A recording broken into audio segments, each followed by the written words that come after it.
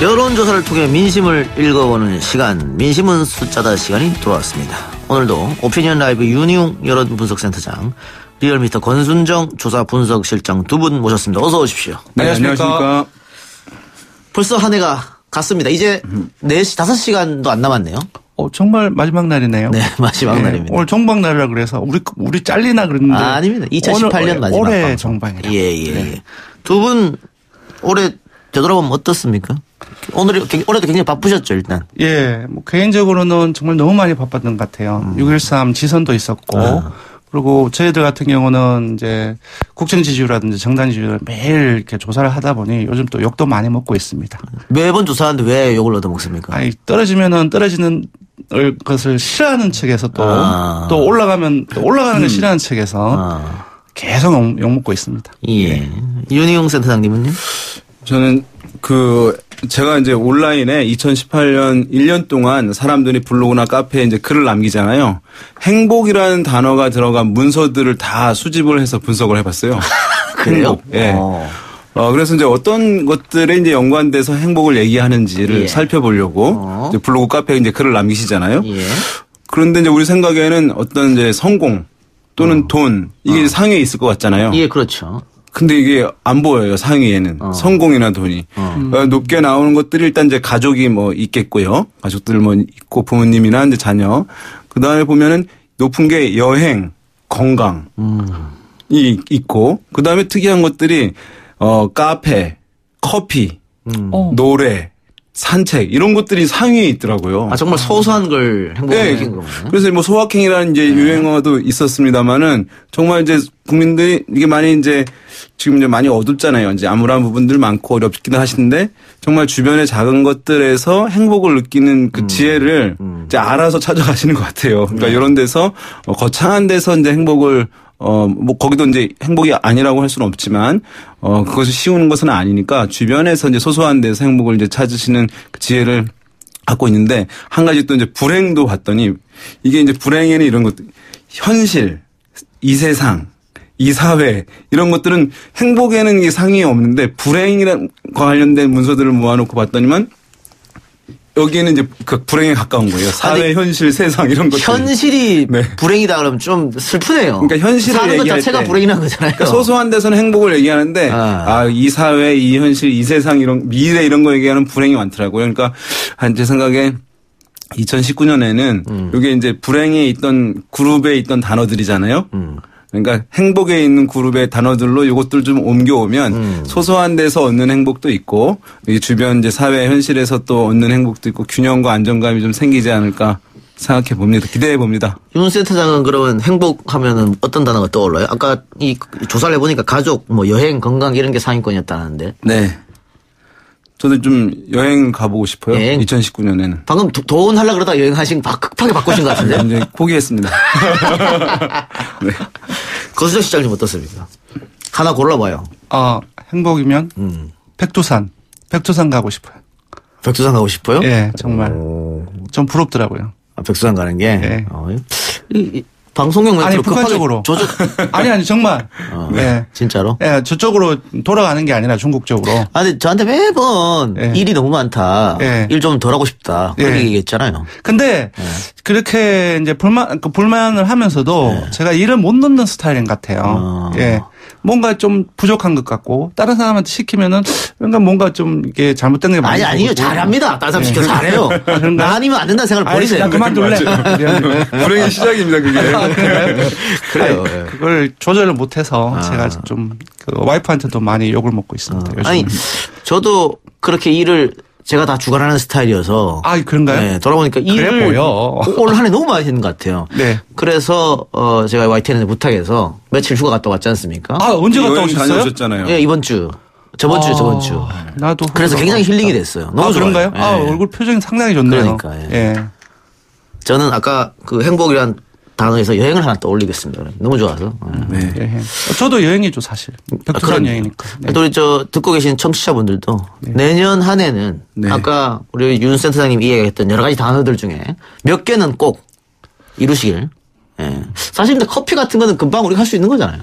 그렇죠? 카페나 그렇죠. 네. 카페 가서 커피 한 잔만 이런 건 아니니까. 시간 그렇죠. 없습니다. 빨리. 할 얘기 많은데. 저 또 일 얘기 안 했네.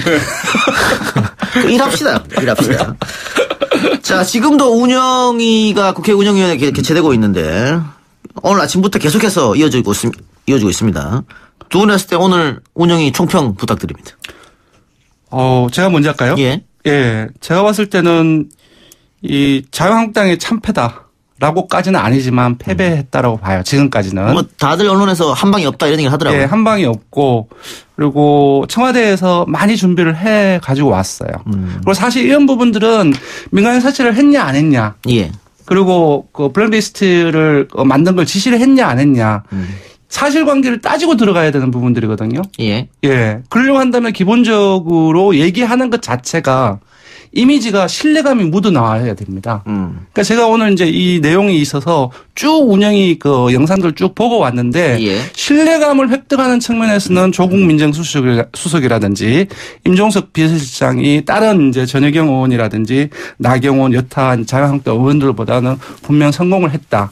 그리고 한마디 더 말씀을 드리면 신뢰가 이 사안에 대해서는 특히 사실관계라든지 진실이 지금 모호한 상황이잖아요. 이때는 사실 단호함이 상당히 중요한 것 같아요. 이제 그런 측면에서 조국 민정수석 보면 뭐 어불성선, 성설이라든지 매우 개탄, 뭐 책략이 진실을 못 이겨 이런 부분 상당히 좀 강한 의조가 아닙니까? 그런 부분에서 좀 신뢰감을 연결시키는데 성공을 했다라고 봅니다. 그렇다면 네. 자유한국당 입장에서는 이것이 민간인 사찰이 맞다라는 걸 입증해야 되잖아요. 그렇죠. 그걸 위해서 운영이 소집했고. 맞습니다. 그런데 갖고 있는 증거 자료는 없어 보이거든요. 맞습니다. 제가 그렇다면은 이걸 왜 예. 소집을 요구를 했을까요? 이해가 좀 안 돼요. 그래서 그래서 제가 좀 한간에 들리는 얘기는 그 청와대에서 받지를 않을 건데 던져본 거죠. 사실 그 김영묵법 그 위험한 외주 방지법들 넘겨줄 테니까 출석시켜라.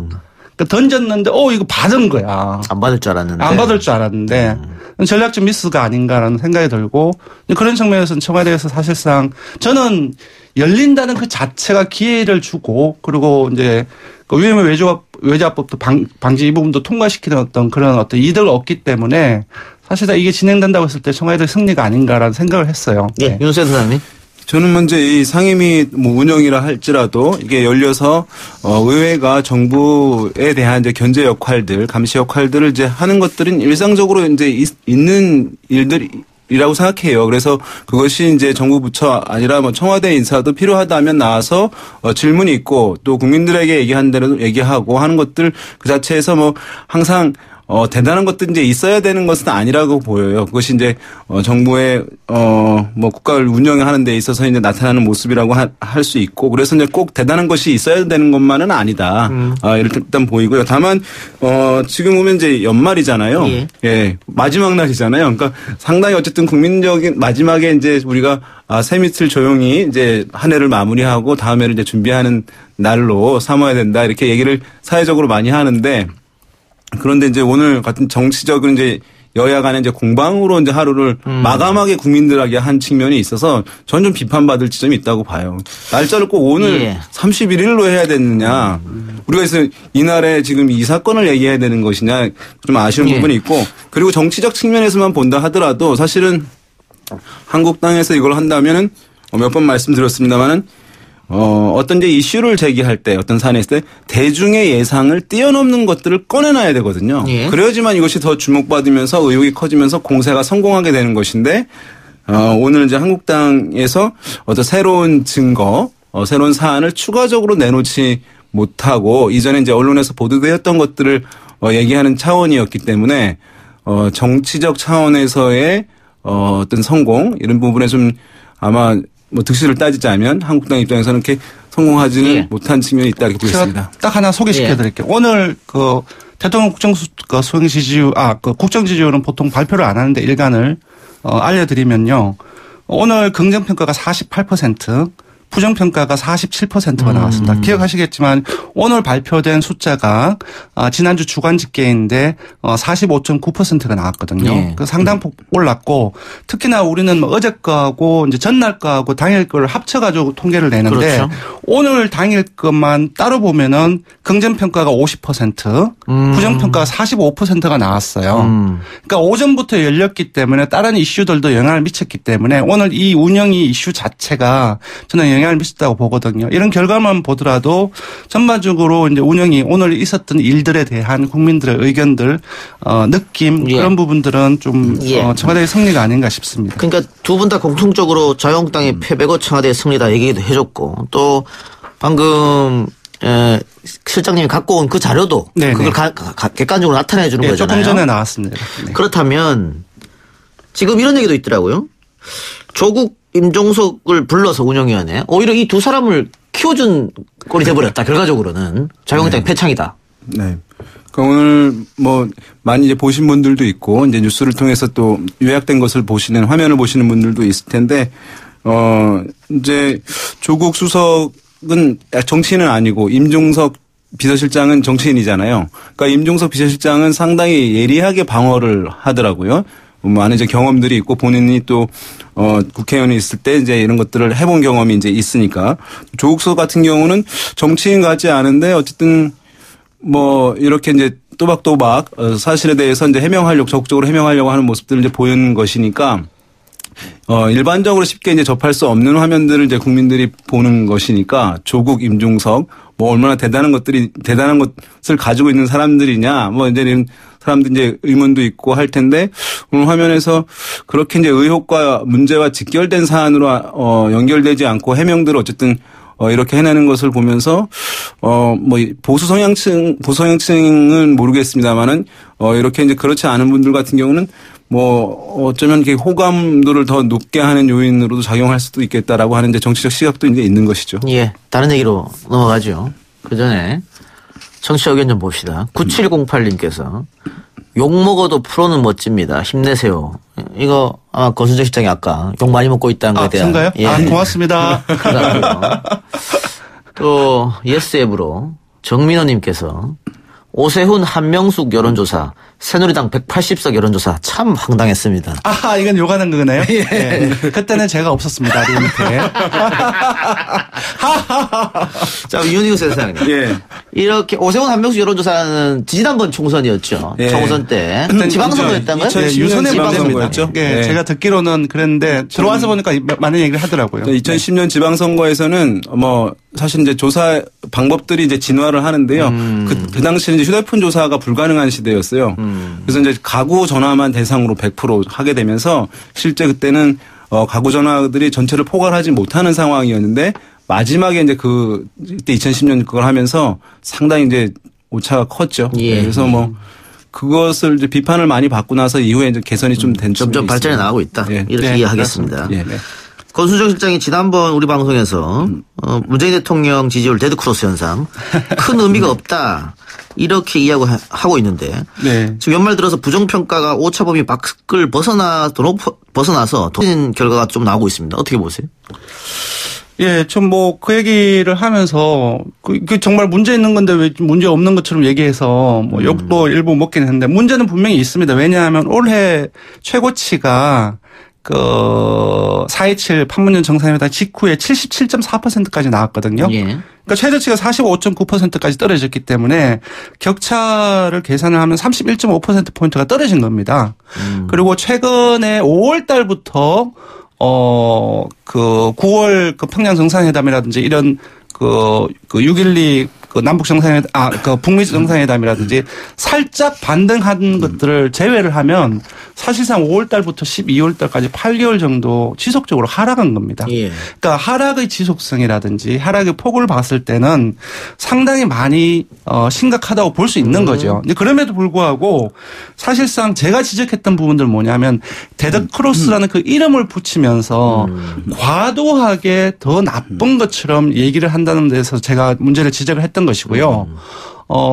비근하게는 이제 이전에 이제 박근혜 정부라든지 이명박 정부에서 이 시기 동안의 지지율을 비교를 해보면 전부 다 비슷해요. 40% 중반대하고 좀 더 비슷합니다. 그러니까 다른 정권에 비해서 유달리 더 낮은 것도 아니고 그런 상황에서 데드크로스라는 이름 또는 이영자 이런 이렇게 조를 통해서 마치 더 나빠지고 더 악화될 것 같은 그런 분위기를 양산하는 언론 자체에 대해서 좀 일종의 좀 메시지를 줬다라고 생각해요. 그런 의미에서 제가 말씀을 드렸던 알겠습니다. 겁니다. 예. 자, 윤 센터장님. 네. 야당에서는 지금 대통령의 지지율, 소위 말하는 데드크로스 된 것 가지고 레임덕이다 네. 얘기하고 있거든요. 레임덕이라고 봐야 됩니까? 레임덕은 임기 말에 이제 권력의 누수 현상을 가리키는 말인데요. 사실은 이제 정확히는 미국 그죠 대통령제에서 사실은 나오는 얘기인데 우리나라도 뭐 얘기는 할 수는 있겠습니다만은 이거 같은 경우에는 대통령이 이제 권력이 이렇게 이제 흔들리는 상황인데요. 대통령의 국정 지지율뿐만 아니라 이것이 이제 야당의 주요한 지도자가 있고 또 여권 내부에서도 어떤 이제 지도자가 차기 주자가 부상하면서 예. 대통령의 영이 여권에 서지 않을 경우에 이제 레임덕을 얘기하는데요. 지금 이제 그런 상황들까지 간 것은 아니라고 할 수 있어요. 예. 그래서 좀 레임덕이라고 하는 것 자체는 좀 정치적 공세인 측면이 있다고 할 수 있겠고 지금 보면 문재인 대통령 상당히 이제 보면은 어떤 대통령의 지위를 위협할 만한 차기 주자가 이제 없다는 점이 하나의 특성이에요. 과거 같은 경우는 항상 있었거든요. 지난 이제 뭐 이명박 대통령 때도 이제 박근혜라고 하는 인물, 여권 내 인물이 이제 박근혜 대표가 있었고요. 그래서 이제 그 대통령의 이제 권력을 제한하는 요인으로 작용을 한 것이었잖아요. 그러니까 매번 이제 여권이든 야권이든 이제 있게 됐는데 지금은 이제 그런 것이 없다고 할 수 있겠고요. 지금 이제 대통령의 국정 지지율이 하락하면서 이것을 노무현 정부 초반과 비교하시는 분들이 있어요. 약간 좀 흐름이 비슷한 거 아니냐. 예. 이렇게 이제 급격히 좀 하락되는 것이. 다만 이제 그것과 다른 것은 뭐냐 하면 두 가지가 있는데 첫째는 이제 대통령 개인에 대한 불신으로까지 연결되지 않고 있다는 점이 차이점이 하나예요. 당시에는 노무현 대통령 좀 국정에 대한 실망감 또 개인에 대한 뭐 실언 등에 대한 이제 실망감이 겹치게 되면서 그것이 함께 나타나는데 지금은 이제 그렇지 않은 측면이 하나가 있겠고 또 한 가지 당시에는 야당이 상당히 충만하게 살아 있었어요. 그래서 여권의 그 어떤 실정이라든가 이런 것에 대한 이제 반사 효과를 충분하게 흡수를 바로바로 하게 되는 측면이 있었는데 지금 이제 야당은 아직 온전하게 회복하지 못한 상황이거든요. 국민적 신뢰를. 그러다 보니까 이 반사 효과 일정 부분 있지만 그것을 충분하게 반사 효과를 쓸어 담는 이 그릇이 아직 온전하지 않은 상태이기 때문에 그때와도 좀 다른 측면은 있다. 그렇게 좀 말씀을 드리고 또 한 가지 지금 대통령 지지율이 어떻다. 그래서 이제 득표율과 동일시를 해서 얘기를 많이 하고 있어요. 지난 대선 득표율과 지금 대통령 지지율이 이제 비슷한 수치까지 왔다라고 얘기하는데 사실 투표에서의 득표율하고 지금 대통령 국정 운영 지지율하고는 완전히 다른 거거든요. 예. 일을 잘하냐 못하냐라고 묻는 것이기 때문에 한 50%가 나온다 했을 때 정치적으로 지지하지 않지만 일 잘한다고 말씀하시는 분들이 있어요. 응답자들이. 그러니까 50%일 때 60%일 때 그게 정치적 지지가 아니거든요. 일 잘한다고 그냥 긍정평가를 하는 것이에요. 그러니까 사실은 이걸 동일시해서 하는 측면이니까 약간 이것도 정치적 공세인 측면은 있어요. 물론 이제 떨어지는 것이기 때문에 그것을 청와대가 이제 받아들이고 해야 되는 부분은 있습니다만은 그래서 동일하게 이제 정치적 지지율 이렇게 같이 얘기하는 것도 사실은 약간 틀린 말이다 말씀을 드립니다. 과거에도 한번 드렸지만요. 결론만 얘기하면 레임덕이란 말은 오불성설이다 이 얘기잖아요. 아직 좀 이르다는 말씀 드릴 수밖에 없죠. 요 짧은 얘기를 굉장히 길게 해주셨어요. 네. 내년부터 조금 더 축약해서 말씀 부탁드리겠습니다. 네. 시간이 많이 있다고 그래가지고. 엄청나게 준비했는데. 자, 리얼미터가 2019년 국민의 소망, 문재인 정부에 바란다. 여론조사 했다고요? 결과 어떻게 나왔습니까? 네, YTN에서 의뢰를 했는데요. 예. 민생 경제 회복이 43.2%로, 그러니까 국민 5명 중에 2명은 이걸 꼽은 겁니다. 그럼 민생과 경제가 안 좋다는 얘기예요? 반대로 그렇죠. 얘기하면? 이건 이제 묶은 것인데, 이제 구성 부분들을 보면은 서민 경제 안정이 25.9%, 실업 해소가 한 10% 정도, 11%, 그리고 부동산 안정, 이건 사실 민생의 가장 중요한 요소거든요. 이게 한 66.3% 나와서, 그래서 묶어보면 한 43% 정도가 돼서, 가장 많은 거죠. 그러니까 기존에 우리 서민 경제 안정, 실업 해소, 네. 부동산 안정. 제대로 나올 게 나온 거죠. 근데 기존에 이게 실제로 나빠서 이런 결과가 나온 건가요? 아니면은 계속해서 뭐 언론이나 야당에서 이게 나쁘다고 하니까 국민들이 그렇게 두 가지가 다 있다고 생각합니다. 문재인 대통령 국정 지지율 떨어진 이유가 기본적으로 숫자가 나빴기 때문에 프레임 전쟁에서 진 거거든요. 그러니까 경제지표 악화 이 부분들이 지속적으로 주기적으로 반복됐지 않습니까? 플러스 야당의 경제 실패 공세가 있었기 때문에 두 개 다가 영향을 미쳤다고 볼 수 있습니다. 인식도, 경제적인 인식도. 예. 네. 그리고 2등을 보니까 개혁 추진이에요. 저는 개혁 추진이 이렇게 많이 높게 나올 줄 몰랐어요. 정치 개혁이라든가. 예, 이게 한 또 사법 개혁이라든가. 네, 18% 정도가 나와서 한 3개가 그러니까 정치, 교육, 그리고 사법 개혁. 이 부분들이 한 18% 정도 나와서 상당히 높게 나왔다고 저는 봅니다. 그런데 윤 센터장님. 네. 정치개혁, 사법개혁, 교육개혁 어쨌든 적폐청산한다고 문재인 정부 들어서서 한 1년 6개월간 계속 노력한 거 아니에요. 네. 그럼에도 불구하고 18%가 개혁 추진을 바란다고 했다는 것은 아직 미진하다는 건가요? 아니면 어떻게 해석해야 됩니까? 어쨌든 뭐 촛불로 탄생한 정부에 대한 이제 이런 우리 사회의 개혁에 대한 이제 기대감들을 아직 가지고 있는 분들이 있고요. 제가 봤을 때 이제 이분들 같은 경우는 진보 성향이 상당히 강하신 분들이라고 보여요. 이런 분들은 어쨌든 지금 흔들리지 말고 계속 개혁 작업들을 강하게 가져가야 된다라고 하는 주문이 있는 것인데, 그러나 이제 정부로서는 어쨌든 어느 당일 때는 어쨌든 그 지지층 만의 어쨌든 요구들을 가지고 가지만 정권을 잡았을 때는 지지하지 않는 국민들도 이제 바라보고 가야 되는 것이기 때문에 아마 이 부분을 그대로 이제 가져가기는 힘든 것 같아요. 그래서 전체 국민에서는 어쨌든 민생 경제의 부분에 대한 성과를 내달라고 하는 주문이 많기 때문에 그 부분은 어쨌든 대통령으로서는 청와대로서는 이제 집중을 할 수밖에 없는 것으로 보이고, 그렇다고 했을 때 이제 이 뭐 적폐청산 등 이런 개혁 과제들을 어떻게 할 것이냐의 부분에서는 아마 청와대도 이 이제 내년에는 같은 경우는 정치적 논쟁으로서의 어떤 적폐청산 이 부분은 대신에 생활에서 나타나는 어쨌든 적폐의 문제들, 그것을 개혁하려고 하는 작업들의 어떤 수위의 조절, 아니면 특성의 좀 변화 이런 것들을 좀 가져갈 가능성은 이제 높아 보인다 이렇게 보겠습니다. 그리고 재밌는 게 복지 확대가 4.9%고요. 기업 보호가 4.5%예요. 그렇습니다. 이게 좌파 우파 경제 정책이 충돌하는 부분인데 네. 비슷하게 나왔네요. 네, 그렇습니다. 사실 우리는 기업 보호, 사실상 자유한국당의 산업안전보건법이라든지 그런 부분들을 통과를 계속 막았지 않습니까? 예. 그런 부분들은 기업 보호에 경제도 나쁜데 기업 활성화 이 부분들을 생각하면 보호를 해야 된다는 그 논리가 컸거든요. 근데 그런 부분들을 감안을 한다면은 국민들의 민심은 좀 크기가 좀 동떨어져 있다라고 봐야 될 것 같아요. 그 외에 금방 지적했던 부분들이 상당히 큰데요. 그러니까 사회통합, 그러니까 사회안전망이라든지 복지 부분들도 거의 10% 가까이 나왔습니다. 그리고 무엇보다도 이념 갈등이라든지 그 남녀 성 갈등이라든지 이런 부분들의 갈등 문제도 해결해야 된다는 것도 상당한 수가 나왔어요. 예, 저는 개인적으로 이 갈등 문제가 좀 해결됐으면 합니다. 지금 보니까 이념 갈등 4.2, 남녀 갈등 2.9, 세대 갈등 1.5거든요. 이게 합치면 한 9%, 10% 가까이 됩니다. 그렇습니다. 네, 상당한 그 퍼센트라고 봐야 될 것 같아요. 예. 지금 오늘 조사가 이 YTN에서 언론 조사가 상당히 잘 됐다고 보는데요. 문재인 정부가 내년에 그야말로 중점을 두고 해야 될 것, 그리고 중점은 아니지만 다 안고 가야 될 것들이 국민들의 응답 속에 다 나왔다고 보여집니다. 네. YTN은 늘 잘하죠. 뭐. 네, 그런가요? 저를 MC로 쓰는 것 자체가 잘하는 거 아니겠습니까? 아, 그런가요? 네. 네. 잘라주세요. 예. 생방송에서 잘라줄 수가 없어요. 자, 어제 북한 김정은 국무위원장이 친서를 보내왔는데 지금 보니까 남북 화해는 7.2%. 문재인 정부가 기대만큼 국민들이 기대하고 있다. 이렇게 보이지는 좀 않는 것 같은데 윤 세장님 어떻습니까? 뭐 지금 이제 두 가지 시각이 있어요.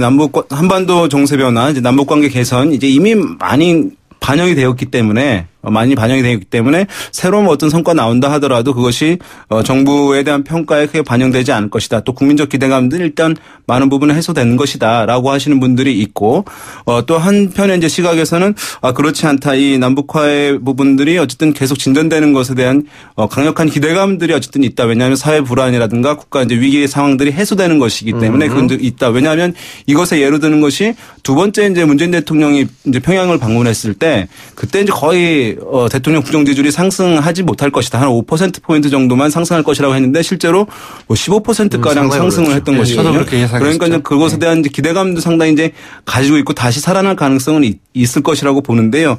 다만 이제 여기서 정말 효과가 크려고 한다면 이제 두 가지인데요. 뭐냐면 이제 많이 말씀하셨습니다만은 북미 관계 개선인데 이 사안이 왜냐하면은 북미 회담이 이루어지고 북미 관계가 개선이 될 경우에는 이것이 이제 야당에서 정부를 공세할 때 이 안보, 한미 동맹을 기반으로 한 이제 안보 공세를 하는 경우가 있어요. 근데 그 부분이 사실 근거가 이제 허물어지게 되는 측면들이 있기 때문에 정치적 안정성을 아마 여권이 더 획득할 수 있을 것이다라고 하는 것이 이제 하나. 또 한 가지는 이것이 만약에 북한이 제재가 좀 이제 완화되는 형국으로 갈 경우에 북한에 대한 또는 한반도에 대한 외국의 투자들이 많아지면서 경제에 대한 기대감으로 연결될 경우 이럴 경우에는 아마 이제 현 정부에게 가장 좋은 이제 시나리오가 될 거예요. 남북 관계가 개선이 되면서 경제에 대한 기대감, 투자 활성화들이 이루어지면서 국민적 경제 기대감들을 높이는 부분들. 예. 그것은 아마 새해에 아마 가장 이제 목표로 하고 있는 사안이 아닐까 싶습니다. 예. 마지막으로 두 분께 각각 20초씩만 드리겠습니다. 박지원 의원이 문재인 대통령의 내년 지지율 30%로 추락할 것이다. 정도원 전 의원은 20%로 추락할 것이다. 이렇게 얘기했는데 어떻게 보십니까? 아니다라는 뜻입니다. 예. 네, 지금 지지율이 많이 떨어졌지만 아직까지 핵심 지지층, 그러니까 핵심 지지층 중에 핵심 지지층은 호남, 수도권 나뉘고 호남, 그리고 40대, 그리고 여성, 그리고 예. 사무직 이쪽에는 아주 탄탄합니다. 예. 예. 그래서 40% 유지할 것이다. 예, 30%대로 떨어지거나 20% 떨어지려고 한다면 이 핵심 지지층에서 무너져야 되는데 그렇게는 보지 않습니다. 윤 사장님. 네, 저는 뭐 40% 내외 이제 이 부분으로 가면서 현 정부가 이제는 뭐 50%나 60%를 목표로 하기보다는 40%대에서 안정적 관리 기조로 가는 것이 중요하다고 보거든요. 그렇게 되면은 뭐 20%대까지 가는 것이 사실 쉽지는 않다고 보죠. 예, 오늘 시간이 없었어요. 두 분 말씀 여기까지 듣고 한 해 동안 고생하셨습니다. 감사합니다. 네, 고맙습니다. 고맙습니다.